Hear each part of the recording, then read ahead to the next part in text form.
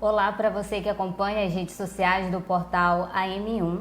A federação partidária, que consiste na união de dois ou mais partidos para atuarem como se fosse um, vai estrear nas eleições deste ano. Quem vai trazer mais informações sobre esse assunto é o advogado Elson Ribeiro. Boa tarde, muito obrigado por aceitar conversar conosco. Boa tarde, Raíza. Boa tarde a quem acompanha o portal AM1, os internautas, os webnautas.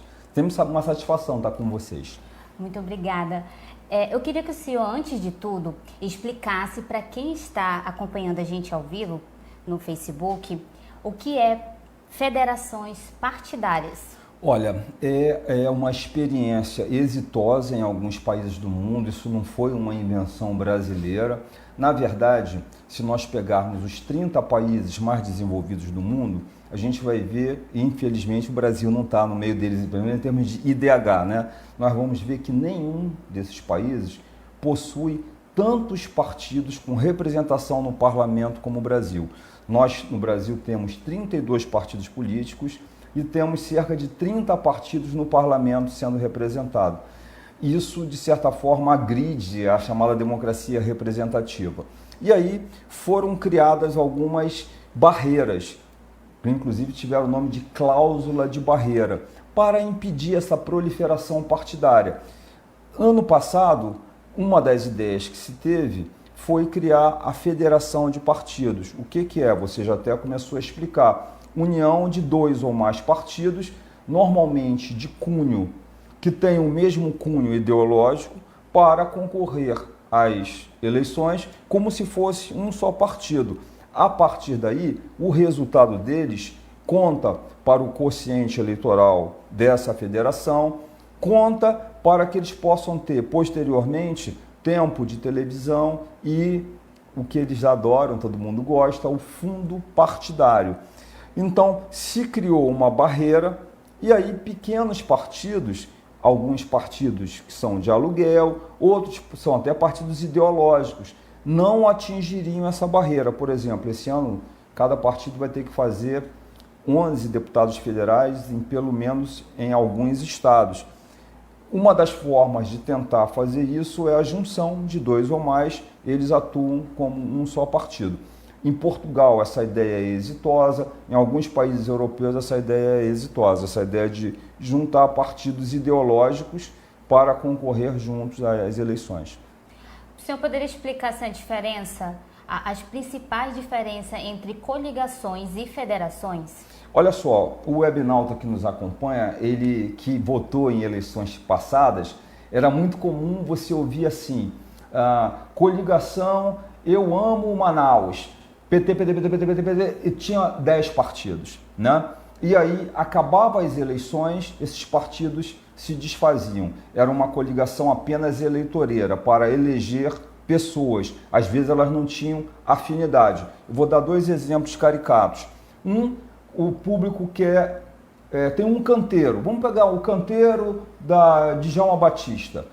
Ele quer asfaltar e o outro quer gramar. São opiniões antagônicas, né? Um quer grama e o outro quer asfalto.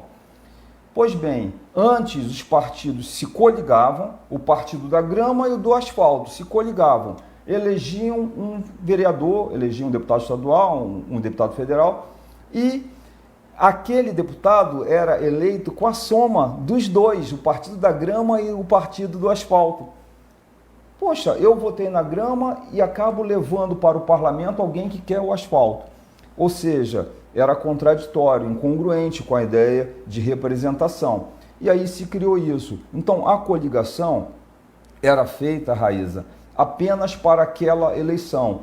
Usando uma linguagem mais moderna, quando você vai a uma balada, às vezes as pessoas ficam, né, uma com as outras.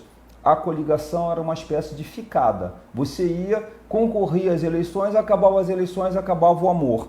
A federação não, é uma união de dois ou mais partidos que é um casamento que vale pelo menos por 4 anos. Então essa é a diferença bem grande. Uma era apenas para as eleições e não tinha afinidade ideológica.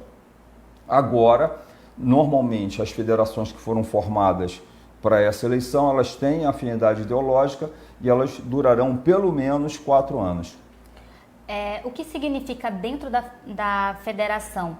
Preservar a autonomia de cada partido. Eu queria que você explicasse. Tá, então para não ser injusto, eu vou citar, para essa eleição nós temos 3 federações, tá? Uma federação é composta pelo PSOL e pela Rede Sustentabilidade. A outra federação é composta pelo PSDB e pelo Cidadania. E há uma terceira federação composta pelo PT, pelo PCdoB e pelo PV. Então, vamos pegar esta que tem 3 partidos, tá? Eles vão concorrer, eu acho que, se eu não me engano, é Brasil Esperança o nome dessa federação. Eles vão concorrer, eles vão lançar candidatos a presidente da República, é um só. Eles vão lançar candidatos a governador do estado, é um só. Eles vão lançar aqui no Amazonas, por exemplo, ou em qualquer lugar da federação, uma chapa para deputado estadual, deputado federal, uma só. Tudo bem? E aí, esta federação, que é composta de 3 partidos, cada um deles permanece com a sua identidade internamente. Cada um deles vai fazer uma convenção, cada um deles vai desta convenção tirar nomes de pessoas para concorrer. Posteriormente, a federação, composta por esses 3 partidos, fará uma outra convenção, a convenção final.